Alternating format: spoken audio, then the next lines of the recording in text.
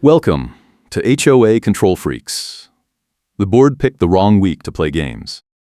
I am standing on my front steps at 5:45 in the morning with wet gloves and a salt scoop in one hand, and Cynthia Martinez is already in my face, her phone on a gimbal filming constantly, telling me I have 72 hours to remove the unapproved structure or face a lien. The structure is a temporary handrail brace I installed yesterday because the metal railing was loose and the steps were sheets of black ice. I work as a medical device sales rep, I am always driving and meeting clients, and I cannot afford to slip and break something. My health has been fragile and sleep disruption is making it worse. I moved to Calgary 2 years ago for the job and the cost of living, and I signed the lease at Black Ice Commons Property Owners Association because the rent was fair and the neighborhood looked quiet. The mailbox cluster is the unofficial courtroom here. Everyone watches and judges, and Cynthia runs the social committee, which means she decides who gets whispered about and who gets fined. She is a middle-aged white woman with blonde hair and a short bob, wearing a gray parka and a gray knit hat, and she loves to say, "You do not get an opinion, you get a fine schedule."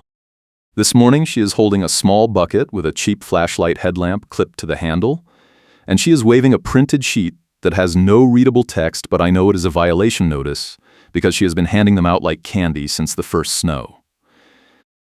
I ask her what the problem is, and she says the handrail is not in the approved color scheme and it was installed without a modification request. I tell her it is temporary and it is keeping people from falling, and she cuts me off and says, "You do not get an opinion, you get a fine schedule." She taps her phone screen and says the first fine is $200 and it resets every day I leave the brace up. I ask if she is serious, and she says the board voted on emergency winter enforcement last month and selective enforcement with escalating daily fines that reset every snowfall is now policy. I take a breath and wipe my wet gloves on my coat. I have a client meeting across town at 8:30 and road conditions already make travel risky. I cannot stand here arguing. I tell Cynthia I will file a modification request, and she smiles and says the processing time is 6 weeks and the fine starts today. Then she turns and walks back toward her unit, her headlamp bouncing with every step. I go inside and check my phone. My friend who works at the courthouse sent me a text last night with a link to the Alberta Condominium Property Act, and I skim it while my coffee brews.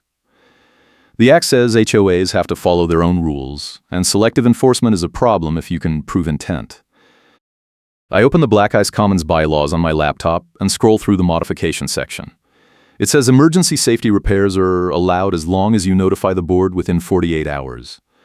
I sent an email yesterday afternoon with photos of the loose railing and the ice, so I am covered. But Cynthia does not care about the bylaws, she cares about control. I finish my coffee and head out to shovel the driveway.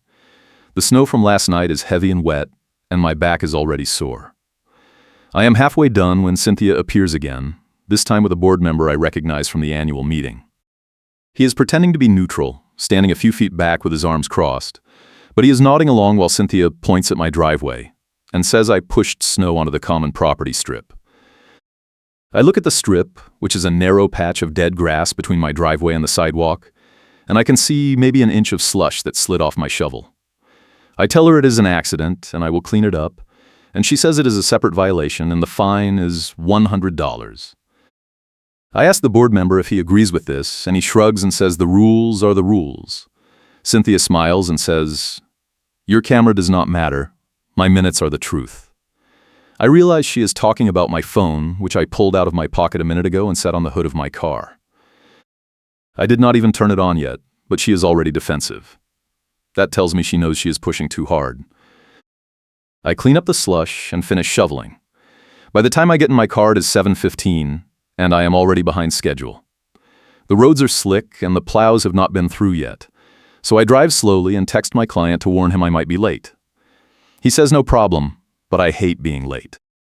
It makes me look unprofessional, and in medical device sales, your reputation is everything.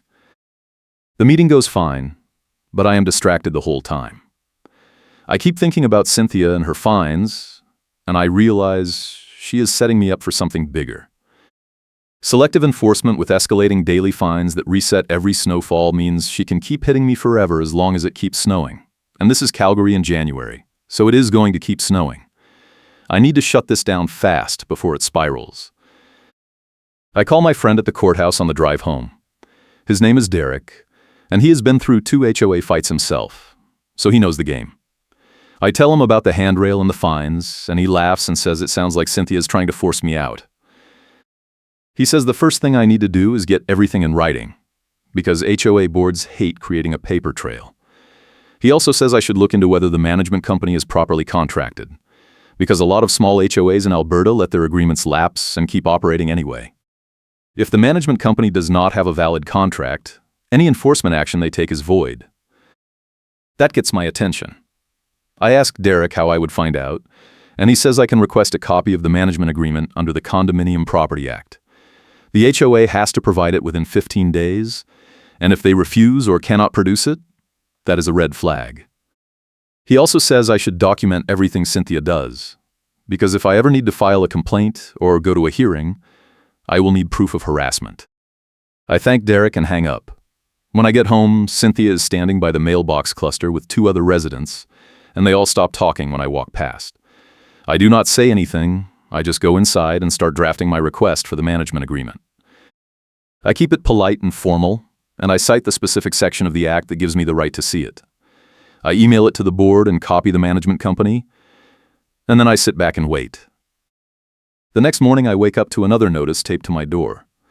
This time it says I have a brand new fine that appears out of thin air with no vote. Something about my vehicle being parked in a guest spot overnight. I look out the window and my car is in my assigned spot, exactly where it has been every night since I moved in. I take a photo of the notice and another photo of my car, with the unit number visible in the background, and I email both to the board with a subject line that says, "Incorrect violation. Please correct records." Cynthia does not reply, but the management company does. They send a form email that says all fines are subject to board discretion and I can appeal at the next quarterly meeting, which is in March. That is 8 weeks away. I forward the email to Derek and ask if this is legal, and he says it is not, because the bylaws require a hearing within 30 days of any fine over $50. He tells me to reply and demand a hearing and to keep pushing on the management agreement request. I do that, and the management company stops replying. A week goes by, then 2 weeks. I send a follow-up email every 3 days, and every time I get silence. Meanwhile, Cynthia is ramping up.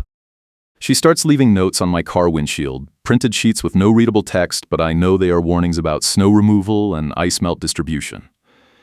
One morning I find her standing on my front steps at dawn, shining her cheap flashlight headlamp at the handrail brace and muttering into her phone. I open the door and ask what she is doing, and she says she is documenting non-compliance for the board record. I tell her she is trespassing, and she laughs and says HOA officers have a right to inspect common property.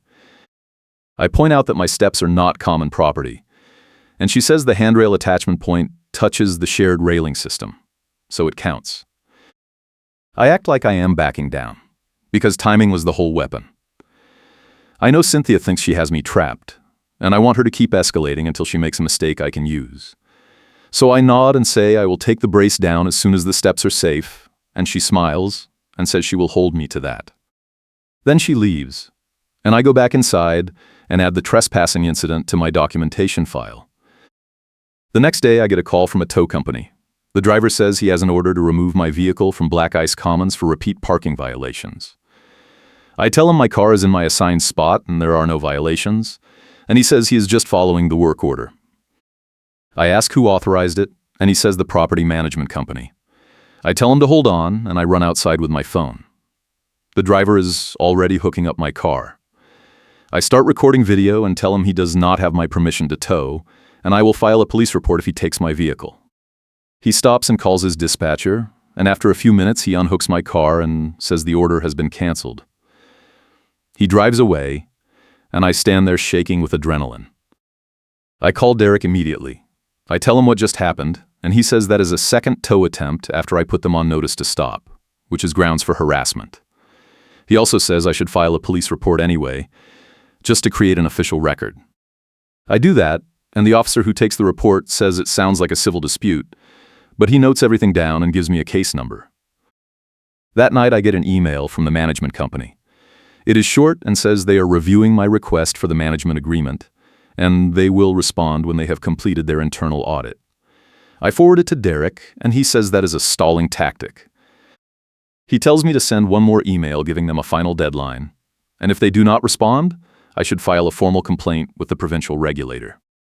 He also says I should start looking at the HOA bylaws to see if there is any mention of how the management company was contracted, because if the agreement was never properly renewed, the whole enforcement structure is invalid. I spend the weekend digging through the bylaws and the board meeting minutes that are posted on the HOA portal. The minutes are spotty and vague, but I find a reference from 3 years ago to a motion to renew the management agreement. The motion passed, but there is no follow-up, no signed contract, no confirmation that the renewal was executed. I also find a note from 2 years ago where a board member asked about the status of the management company, and the response was, "We are working on it." That is the last mention. I screenshot everything and send it to Derek. He calls me back within an hour and says this is the smoking gun.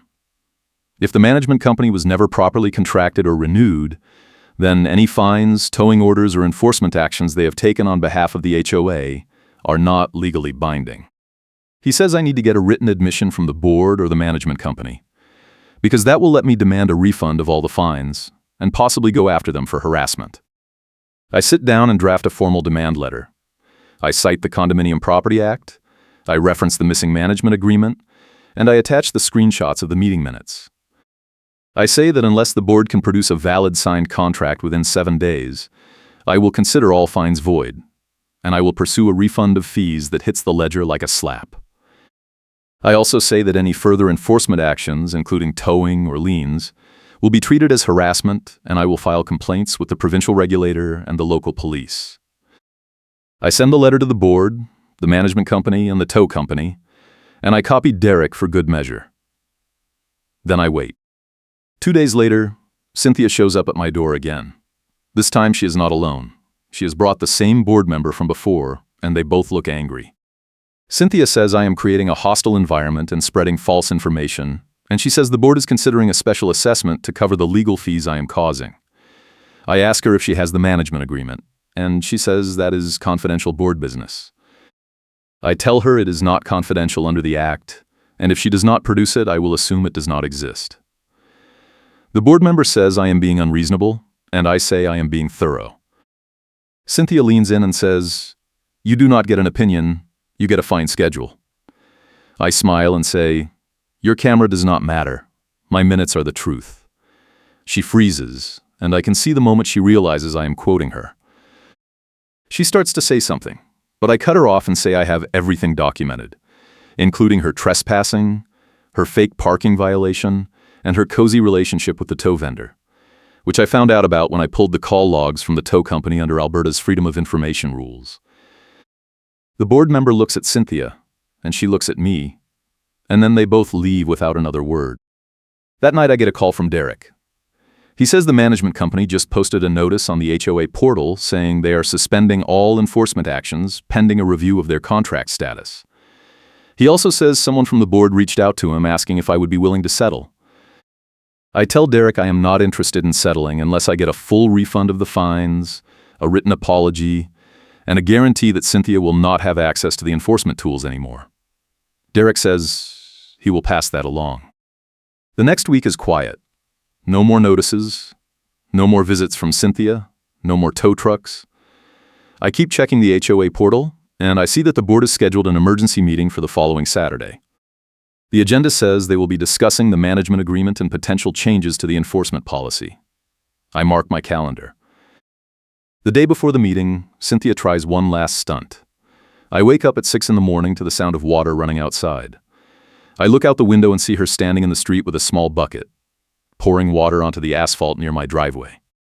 She is trying to create a patch of black ice so she can photograph it and claim I am not salting properly.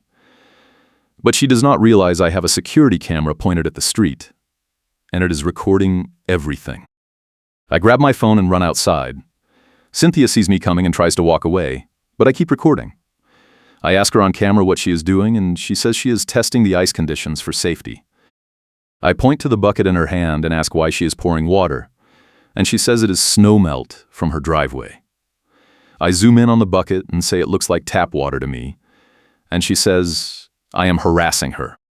I tell her I have the whole thing on video and I will be showing it to the board tomorrow, and she turns and walks away fast, her headlamp bouncing. The next morning I go to the emergency meeting. It is held in the community room at the clubhouse, and there are about 20 residents there. Cynthia is sitting in the front row with her phone on the gimbal, and the board is sitting at a folding table with a stack of papers.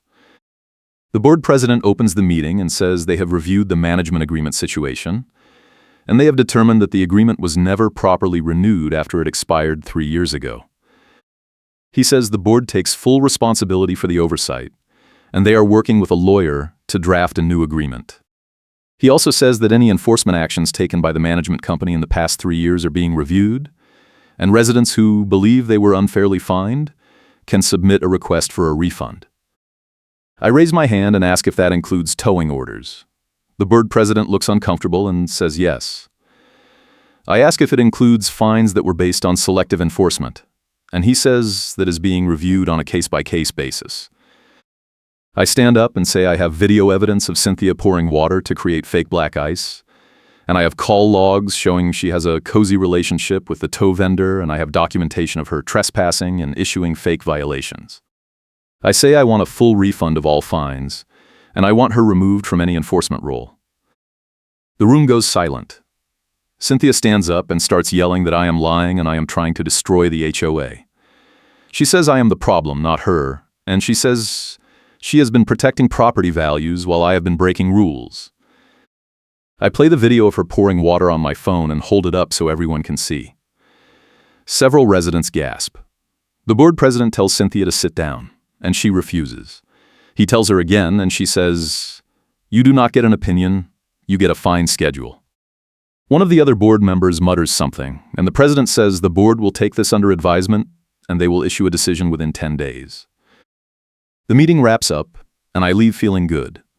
I know the board is in a corner now, because if they do not act on Cynthia, I can file a formal complaint with the regulator, and they will have to explain why they let her keep operating after I showed them proof of fraud. 3 days later, the board sends an email. It says they have completed their review, and they have determined that the enforcement actions taken against me were not consistent with the bylaws. They are issuing a full refund of all fines, which comes to $900, and they are removing Cynthia from her role on the social committee and revoking her access to the enforcement portal. The email also says they are implementing new oversight procedures to prevent selective enforcement in the future. I forward the email to Derek, and he calls me to congratulate me. He says it is a clean win, and the refund hitting the ledger like a slap is going to make the board think twice before they try this again. He also says I should keep an eye on Cynthia, because people like her do not go away quietly. He is right. A week later, Cynthia tries to organize a petition to recall the board, but only 3 people sign it. The board ignores her, and she stops coming to meetings. I see her around the neighborhood sometimes, but she does not make eye contact anymore. A few days after that, I get a letter from the management company. It says they are formally dropping the case to avoid a public records mess, and they are offering a settlement that includes a written apology and a commitment to improve their contract management practices. I accept the settlement, and they send me a check for the full refund amount plus an extra $200 for my trouble. If you are enjoying this story, hit the like button and subscribe for more HOA nightmare tales. I cash the check and use some of it to buy a new handrail brace, this time in the approved color scheme just to be safe. I also installed 2 more security cameras, one covering the front steps and one covering the driveway, because I am not taking any chances. The HOA sends out a newsletter a few weeks later announcing the new management agreement and the new enforcement oversight committee. Cynthia is not mentioned anywhere. I hear from another resident that she tried to file a complaint against me with the board, but they rejected it and told her she was no longer authorized to initiate enforcement actions. Spring arrives, and the snow melts. The handrail brace stays up because it turns out the original railing was installed incorrectly and needs to be replaced. The board approves my modification request without any argument, and they even apologize for the way the whole situation was handled. I keep in touch with Derek, and he tells me that 2 other residents have come forward with their own complaints about Cynthia. The board is now reviewing all of her enforcement actions from the past 2 years, and they are finding a pattern of selective targeting. Derek says it is possible the board will face pressure to remove her from the HOA entirely, But that is a long process, and it might not go anywhere. I do not care anymore. I got my refund, I got my apology, and I got Cynthia stripped of access to the portal admin tools. Karen's smug smile vanishes when the room turns on her, and that is exactly what happened at the emergency meeting. The neighborhood is quieter now. The mailbox cluster is still the unofficial courtroom, but people are not whispering about me anymore.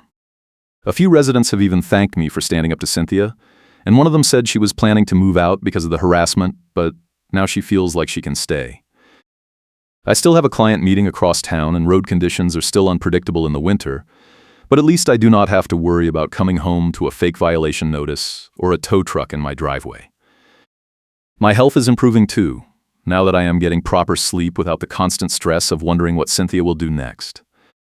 The final piece of the puzzle comes a few months later when I get a call from Derek.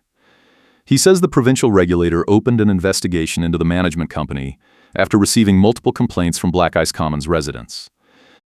The investigation found that the management company had been operating without a valid contract for 3 years, and they were charging the HOA for services they were not legally authorized to provide. The regulator issued a fine and required the management company to refund all fees collected during that period. The HOA got a check for over $30,000, and the board used it to fund a reserve study and a capital improvement plan. Cynthia tried to claim credit for exposing the management company, but nobody bought it. The board minutes from the investigation show that I was the one who first raised the contract issue, and my demand letter was the catalyst for the entire review. I frame a copy of the refund check and hang it in my home office as a reminder that sometimes the best way to fight an HOA is to make them follow their own rules. The check is a refund of fees that hits the ledger like a slap, and every time I look at it, I remember the moment Cynthia realized she had lost. The HOA is not perfect now, but it is better. The new board is more transparent, the enforcement policy is more consistent, and residents are not afraid to speak up anymore. I still see Cynthia occasionally, usually walking her dog in the morning, but she never says a word to me. Her phone is not on the gimbal anymore, and her cheap flashlight headlamp is gone. I heard from another resident that Cynthia tried to run for the board again last year, but she only got 4 votes and finished last in the election. The board president told me privately that they were relieved she did not win, because they were worried she would try to undo all the reforms they had put in place. As for me, I am still working as a medical device sales rep, still driving across Calgary to meet clients, and still dealing with the occasional winter storm. But I am not dealing with HOA harassment anymore, and that makes all the difference. I kept the handrail brace up through the winter, and when spring came, I replaced it with a permanent railing that meets all the HOA requirements. The board approved it without a single question, and the installation was done by a licensed contractor who pulled all the necessary permits. Derek and I still meet for coffee once a month, and we joke about starting a consulting business to help people fight their HOAs. He says I should write a guide, and I tell him nobody would believe half the stuff that happened. He says that is exactly why I should write it. Because people need to know that HOAs can be beaten if you are willing to do the work and follow the process. I think he is right. The whole experience taught me that HOAs rely on people being too tired, too busy, or too scared to fight back. Cynthia counted on me giving up after the first few fines, and when I did not, she escalated because she thought she could intimidate me into compliance. But she made a critical mistake. She underestimated how much I was willing to document, and she overestimated how much power she actually had. The trump card was always there, sitting in the bylaws and the meeting minutes waiting for someone to find it. I show the tow yard the paperwork and they refuse to keep cooperating. And that is the moment Cynthia's entire enforcement scheme falls apart. A document showing the management company was never properly contracted or renewed is not flashy, but it is devastating when you know how to use it. Looking back, I realized the whole fight could have been avoided if the board had just done their job and kept the management agreement current. But they did not. And Cynthia took advantage of the chaos to build her own little fiefdom. She thought she was untouchable because she had been doing it for years and nobody had ever challenged her. I challenged her, and I won. Not because I am smarter or tougher, but because I was willing to read the bylaws, follow the process, and document everything. That is the lesson I want people to take away from this story. You do not need to be a lawyer or an expert to fight an HOA. You just need to be persistent and methodical. The refund check is still hanging in my office, and every time a new client comes in, they ask me about it. I tell them the short version, and they always laugh and say they have their own HOA horror story. I tell them they should fight back, and most of them shake their heads and say it is not worth the trouble. I understand that, because it is a lot of work, and it is stressful, and it is not guaranteed to succeed. But I also know that if nobody fights back, the Cynthias of the world will keep doing what they are doing, and more people will get hurt. So I keep telling the story, and I keep encouraging people to stand up for themselves. And every time I check my watch and realize I am running late for a meeting, I remember the months when I was checking it constantly because I was juggling client deadlines and HOA fights and health problems all at once.